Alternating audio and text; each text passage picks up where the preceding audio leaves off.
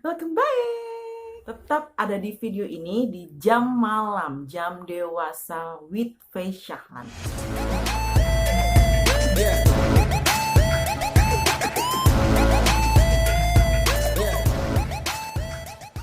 Apa judulnya ada 5 tahun pernikahan pertama. Jangan lewatin video ini, tonton terus sampai habis, pokoknya bagus banget nih. Buku pernikahan 5 tahun pernikahan pertama ini tahap-tahapnya tuh ada dari tahap euforia, tahap um, pain, tahap struggle, tahap flat, tahap blessing. Nanti akan aku jelasin dari per tahap-tahapnya itu. Ini hanya rangkuman aku aja, terus aku kayak ngelihat apa dari teman aku dan beberapa teman aku itu aku tanyain juga, kamu pernah nggak sih ngalamin ini? Kamu pernah nggak sih ngalamin ini? Dan dia bilang, iya gitu. Aku ngalamin juga. Bener-bener aku ngalamin itu juga gitu. Di tahap satu itu adalah tahap euforia, di mana sepasang suami istri, new couple, itu baru ngerasain bahagia-bahagianya, senang-senangnya, akhirnya bisa menikah, akhirnya bisa jadi satu rumah. Yang dulu biasanya cuman dia dijemput, pergi, jalan-jalan bareng, terus dianterin pulang lagi. Tapi sekarang udah mau tidur lihat dia, maksudnya mau tidur lihat suami, mau bangun tidur lihat suami, terus kemana-kemana yang bareng, pakai baju couple, terus dinner romantis segala macem yang masih pokoknya bahagia banget. Itu biasanya ada di 3 tahun pertama, 3 bulan pertama. 3 tahun lama banget. Nah, kita sepasang suami istri ini lagi bener-bener happy menikmati status barunya sebagai istri dan suami. Kalian pasti kalau yang baru menikah nih, kalian baru-baru menikah nih, kayak kalian pasti juga ngerasain ya, lagi seneng-senengnya, lagi bahagia banget lah pokoknya tuh. Dunia ini milik berdua, yang lain cuman numpang cebok aja, numpang kayak numpang minum gitu, ya nggak sih? Bener nggak? Aku dulu sih ngerasain kayak gitu, ngerasain yang, tapi nggak terlalu lama sih, nggak terlalu lama. Ngerasain nggak ya? Nggak ya? Ngerasain, nggak ngerasain, nggak ngerasain, sempat ngerasain itu juga sebenarnya. Cuman emang nggak terlalu lama, karena waktu itu nggak lama aku hamil gitu kan. Jadi aku ngerasainnya udah transisi, dari apa, transisi dari single ke jadi istri lalu calon ibu gitu. Jadi transisinya lumayan cepet gitu. Kalau aku ngerasainnya seperti itu ya. Ya gimana sih, bahagianya kayak nggak percaya gitu loh. Oh, akhirnya aku nikah ya, ini nih orang yang aku cintai, dan sekarang aku jadi istrinya, dia jadi suamiku. Kayaknya bayangan-bayangan atau ekspektasi kita tuh yang ada cuman bahagia dan bahagia itu aja. Terus yang tahap kedua ini adalah tahap pain atau problem mulai masuk ke dalam hubungan suami istri ini. Tahap-tahap yang kayaknya menyakitkan gitu loh, bikin sedih. Dari yang bahagia tiba-tiba ada problem masuk, masalah-masalah, entah dari orang ketiga, entah orang ketiga itu luas ya Beb, jadi nggak cuman selingkuhan atau siapa gitu. Orang ketiga tuh luas, jadi kayak dari keluarga misalnya dari keluarga si istri atau keluarganya si suami gitu, itu masuk nih. Yang dulu pacaran nih kan, yang wah segala baik-baiknya aja gitu, maksudnya itu yang baik aja, yang ya masalah-masalah ada sih tapi nggak begitu rumit banget. Cuman ketika kita udah satu atap menjadi sepasang suami istri, udah borok-boroknya, ya lu mau ngapain juga lu tetap istri gue gitu, lu mau ngapain juga lu tetap suami gue gitu. Jadi udah yang bener-bener udah nggak ke filter lagi, bener-bener yang udah apa adanya banget. Dan ini menurut aku sih kayak kaget gitu loh, kayak kaget. Biasanya sih menurut aku nih, aku nggak mengejudge orang-orang yang ta'aruf, cuman tahap ini akan lebih cepat ketika orang-orang pasangan yang ta'aruf itu, mereka yang namanya ta'aruf kan paling jedanya tuh dari kenal terus ta'aruf, setuju atau enggak, abis itu nikah gitu kan. Baru nih kayak kaget gitu loh. Tapi nggak cuma ta'aruf aja sih, terkadang nggak cuma ta'aruf aja sih. Malah ada yang udah lama pacaran, udah lama banget pacaran, tiba-tiba kok aku belum pernah ya lihat dia yang seperti ini, kok sekarang jadi gini ya, kok sekarang jadi seperti ini ya. Yang kayak gitu tuh loh, masalah-masalah kecil timbul, akhirnya dipendem kayak gitu. Udahlah nggak apa-apa, gimana pun juga udah, ini dia suami aku, gimana pun juga ini istri aku, jadi ya go ahead lah ya. Terus nggak yang mencoba untuk apa ya, bertukar pikiran atau kok kamu kayak gini sih. Mungkin perempuan ketika merasakan suaminya ada yang berbeda, maksudnya kita kaget dengan fase itu, dimana problem itu mulai muncul, itu tuh kayak dia lebih memendam sendiri. Jadi ya udahlah, ya udah gitu loh, udahlah. Nah kayak gitu tuh masalah timbul kecil, lama-lama udah mulai bengkak, dan akhirnya jadi bom waktu juga kan. Nah sebaiknya untuk mengatasi itu sih perlu banget diajak ngomong, atau kalau misalnya alah masalahnya sepele banget, ya namanya juga masalah sepele, kalau dipendem juga akan jadi masalah yang besar kan. Apalagi ini rumah tangga gitu loh, nggak bisa jalan sendiri tuh nantinya jomplang beb. Tolong jomplang nggak? Iya jomplangnya kedegling sih gitu ya gitu. Nah, ini di tahap atau di fase ketiga adalah struggle.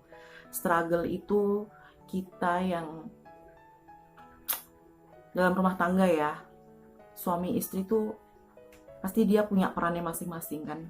Bukan cuman kamu sebagai suami istri, kamu sebagai suami harus menafkahi aku dan kamu sebagai istri harus melayani aku. Bukan itu, bukan cuman itu aja, tapi kan kita juga sebagai kayak contohnya kayak aku sebagai istri, misalnya aku nikah lagi gitu kan, aku besok jadi istri itu pasti kita ngalamin tuh nanti dari fase pain kita akhirnya struggle gitu loh, kita akhirnya mau berjuang untuk gimana rumah tangga ini biar tetap harmonis, bagaimana rumah tangga ini biar tetap nyaman untuk kita. Dan semoga kamu yang sedang ada di fase ini, semoga kamu tetap kuat, semoga kamu tetap pada misi dan visi kamu, memulai untuk kenapa kamu menikah, kenapa kamu akhirnya memutuskan untuk menikah sama dia. Semoga kamu tetap diberi kekuatan, diberi kesehatan, diberi rasa untuk menyayangi keluarga ini. Jujur, pas di fase ini aku lost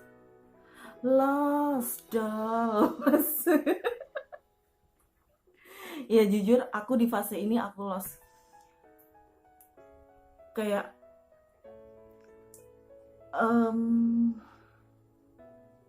nggak bisa ngomong lagi. Fase keempat tuh kita mulai mengalami, si suami dan istri ini mengalami fase flat, dimana fase ini tuh ya koyo embuh-embuhan, koyo ya wes mau ada masalah atau nggak ada masalah ya udah gitu aja, kita tetap menjalani peran kita sebagai suami dan istri, melakukan hubungan suami dan istri. Tapi flat ini aku rasa tuh lebih ke perasaan gitu loh. Jadi ya udahlah, mau gimana pun dia juga suamiku gitu. Ya udahlah, pasrah. Kayak nggak ada kayak nggak ada, dibilang nggak ada gairah juga enggak juga gitu loh, karena masih tetap di fase pengen memperjuangkan gitu loh. Sebenarnya berdekatan banget ya antara struggle dan flat ini, berdekatan banget jaraknya. Cuman biasanya sih ini dialamin sama si perempuan sih, yang dia lebih karena perempuan kan dia dia berinteraksinya dengan perasaan, dengan hati, dia berpikirnya nanti, aduh, contohnya misalnya, aduh aku udah punya anak, aduh aku ini, aduh ini, sayang banget, kasihan ini dan itu gitu loh. Jadi banyak sekali hal-hal yang menurut dia sebenarnya menyakitkan, atau hal-hal yang menurut dia tuh sebenarnya aku pengen terbebas dari sini, cuman aku nggak mau, dan aku nggak bisa gitu untuk untuk meninggalkan kamu pun aku juga nggak bisa gitu.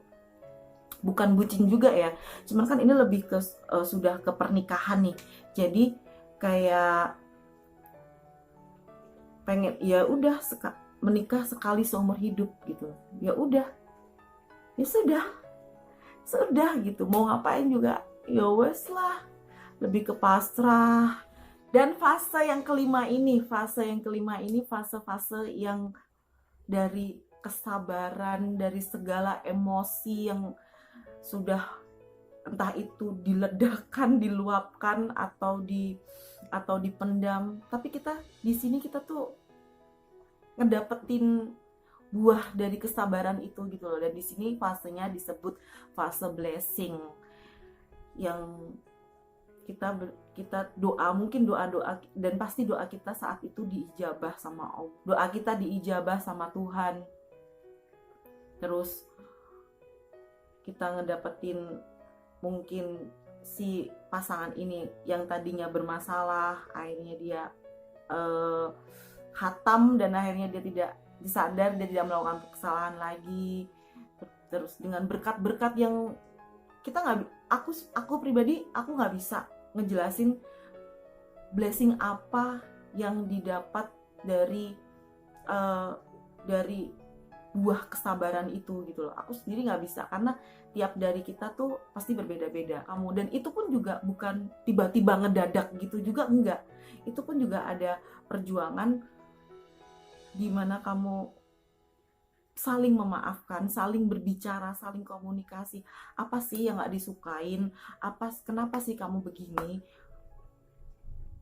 Obrolan yang lebih intim. Suami istri tuh jangan lepas komunikasi, apalagi komunikasi tentang kehidupan yang ada di lingkup rumah tangga ini. Jangan pernah lepas.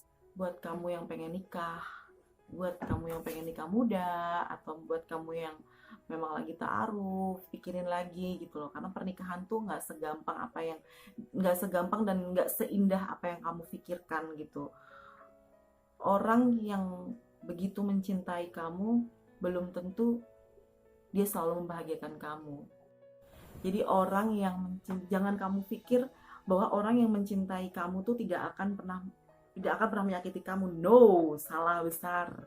Justru orang yang kamu cintai itu bisa jadi orang yang mungkin lebih sering akan menyakiti kamu gitu. Cuman konteksnya apa, kan di sini konteksnya luas. Namanya dua kepala dijadiin satu, itu nggak mungkin kalau nggak ada konflik. Perbedaan antara kamu ingin menikah, yang kamu gali adalah kebaikan-kebaikan dia. Yo po yo, gitu loh. Yang kamu ketika kamu pengen menikah tuh, yang kamu gali tuh cuman kebaikan dia. Oh, dia tuh begini, dia tuh baik, dia setia. Ya, orang nikah itu cintanya tuh paling cuman berapa tahun sih gitu. Orang nikah itu cintanya cuman ya selama-lamanya paling juga 5 tahun gitu loh. Kenapa orang bisa menikah dengan awet, harmonis, itu bukan karena cintanya. Menurut aku cintanya udah hilang. Cuman kenapa akhirnya dia bisa rumah tangganya berjalan dari sampai bertahun-tahun atau sampai kakek nenek, itu karena keterikatan, karena ketergantungan juga. Karena yang kayak aku udah biasa sama dia, tiba-tiba kalau nggak ada dia aku nggak bisa gitu. Aku udah ketergantungan banget sama dia gitu. Jadi menurut aku kalau orang menikah hanya karena cinta tok itu is very very bullshit. Tapi banyak sih orang menikah karena saling mencintai, itu banyak banget, dan hampir 95% orang menikah itu karena mereka saling mencintai gitu loh. Dan satu lagi aku mau cerita ibunya, jadi aku manggil dia tante. Dia tuh cerita sama aku kalau nggak ada angin, nggak ada hujan, terus dia cerita tiba-tiba ke aku, oh ini tuh begini begini begini, lalu di akhirnya sampai masuk ke cerita ke pernikahannya dia, kenapa akhirnya dia bisa menikah. Tadinya itu suaminya itu orang yang paling dibenci sama dia gitu loh, bahkan mungkin sampai dia punya anak dan anaknya sudah dewasa pun juga mungkin waktu itu dia cerita dia masih nggak suka, dia belum suka, belum mencintai sama suaminya. Tapi kenapa rumah tangga itu bisa berjalan sampai hampir 30 tahun loh. Tuh hebatnya sebuah sebuah keterikatan, sebuah ketergantungan. Mereka mungkin nggak sama-sama. Kalau yang si lakinya cinta nih, kalau yang si omnya nih cinta, cuman yang si tantenya ini dia ngerasa nggak cinta, dan dia merasa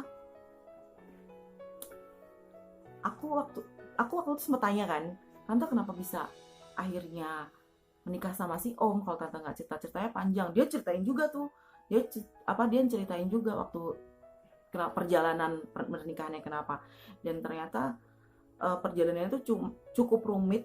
Akhirnya dia mutusin yang ngajakin nikah itu tuh malah si perempuan, si tantenya itu. Terus, kamu mau nggak nikah sama aku, dia gitu waktu itu. Terus dia bilang ya udah langsung prosesi pernikahan. Dan sampai sekarang walaupun si tantenya itu belum mencintai dia, cuman tante itu tuh menceritakan kebaikan gitu loh. Karena dia waktu itu pernah bilang ke aku, karena kalau aku terlalu nurutin ego aku, rumah tanggaku nggak mungkin nggak akan berjalan sampai 30 tahun. Rumah tanggaku mungkin cuman 2 tahun udah kelar. Cuman kan di sini karena karena aku yang mengambil keputusan, aku yang bertanggung jawab. Dan salutnya lagi sama si tante ini, walaupun si omnya itu juga sempat nakal waktu itu, dia tetap fight gitu loh, dia tetap struggle juga untuk mempertahankan rumah tangganya. Seru banget bukunya. Kalau kalian penasaran, kalian coba kalian cari di di bookstore kayak gitu, di kota kamu lah ya. 5 tahun pernikahan. Kalau kalian beli, nanti kalian bisa lebih paham arti apa sih pernikahan itu, fase apa sih yang akan dilalui itu. Memang tidak melulu dengan 5 tahun ini, cuman aku yakin setiap pernikahan pasti mengalami fase-fase yang aku sebutin tadi, yang ditulis sama Tekufu dan suaminya. Pelajaran buat aku dan pelajaran buat kita semua, bahwa pernikahan itu bukan suatu hubungan yang hanya bahagia, tapi memang pernikahan tuh rumit. Cuman kalau kita sudah menikah tuh paling tidak kita memiliki sandaran hidup, kita memiliki kita merasa lebih dicintai, kita merasa lebih dimiliki gitu loh, walaupun cobaan dan masalah itu bertubi-tubi akan selalu datang dalam hidup si rumah tangga itu sendiri gitu. Oke, sekian dulu video dari aku. Jangan lupa like, comment, and subscribe. Bunyikan tombol lonceng biar kamu gak ketinggalan video dari aku.